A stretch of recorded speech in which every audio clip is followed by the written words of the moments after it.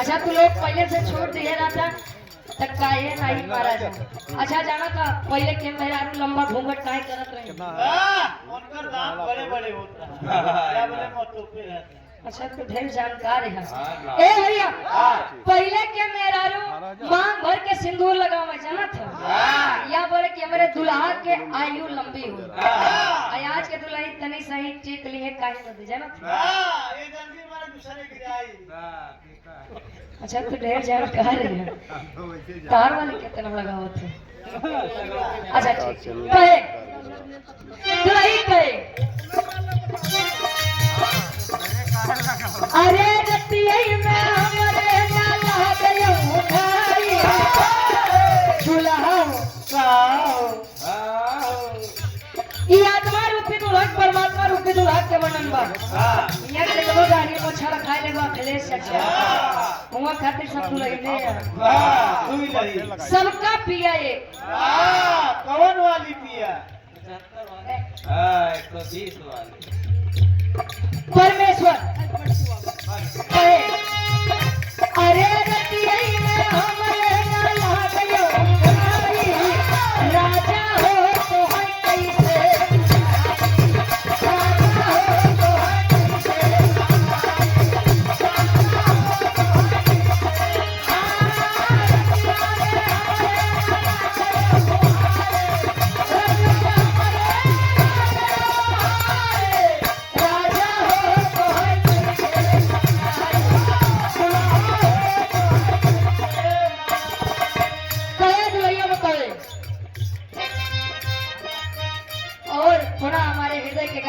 भगत भैया ये 500 रुपया आशीर्वाद के चारे कहे बिना बल पटवा दया ही के चवानी बिना बल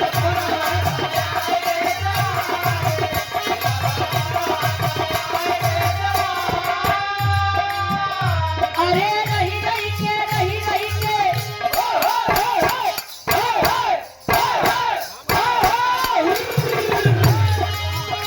अरे रही रही के सदिया पे आ गया अरे रही रही के सदिया पे आ गया राजा हो तो है कैसे राजा हो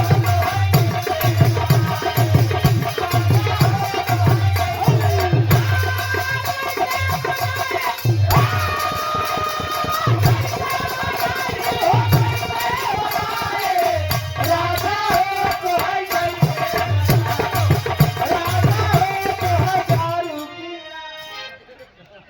मतलब दुनिया में मेरा भी सोचा था कि हमारा दुल्हा नशा पताई से दूर रहे। वाह वाह चाचा कहा था सही कहा था। अच्छा चेंज हो गया अरे वाह अच्छा तोरे वाली पीछे पूरा यहाँ जगह वाह की पास के लल्लक में पैसा कहे काजा ने दे शहर वाली कजरा काजा ने दे शहर वाली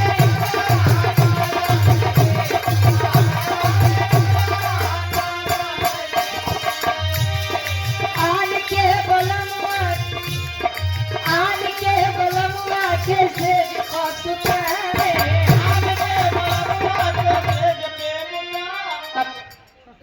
हम चाहते हैं कितना जल्दी हम आगे बढ़ जाइए लेकिन तू बढ़ेगा जरूर। आन के बोला मतलब जाना था आपन लड़का मान ला तोरे लल्ला अबे इनकर लड़का 3 साल के बाद इनकर लड़का 3 साल के बाद तो चाची बड़ी सेवा करत थी। कौन हम गलत कह दे पत्ते दे। अच्छा अच्छा ठीक बात सही बोला था तू। ए भैया और लल्ला जब बड़ा हुआ तो कोनो बढ़िया से लड़की देख के उनकर बियाह करवा। दूल्हे साहब जी क्या पूजनीय चाचा जी आदरणीय संतोष मास्टर जी ये गुरु जी के द्वारा इस भाव का सम्मान करते हुए 1000 रुपया आशीर्वाद के चाह रही। ए भैया और वह लड़का जब बड़ा हो तो दूसरे से शादी कर देबा तो वो बने दूसरे का है बलम बलम आई अपने खातिर उ लड़की है कहे आन के बलमुआ के से पछुतावे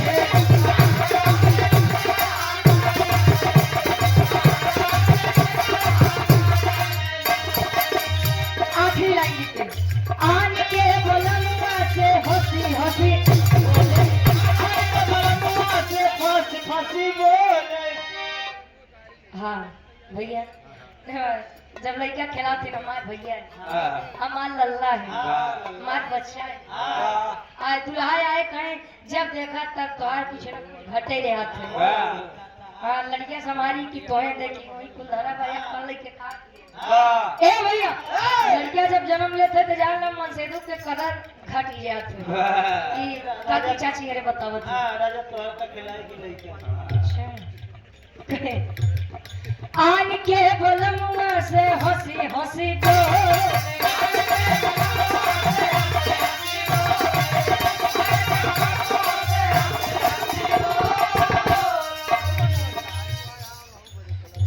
अच्छा तिलकारू लोग आई है उन्हें खाते पूजा दी चालू बा अरे बंद के चालू कर दी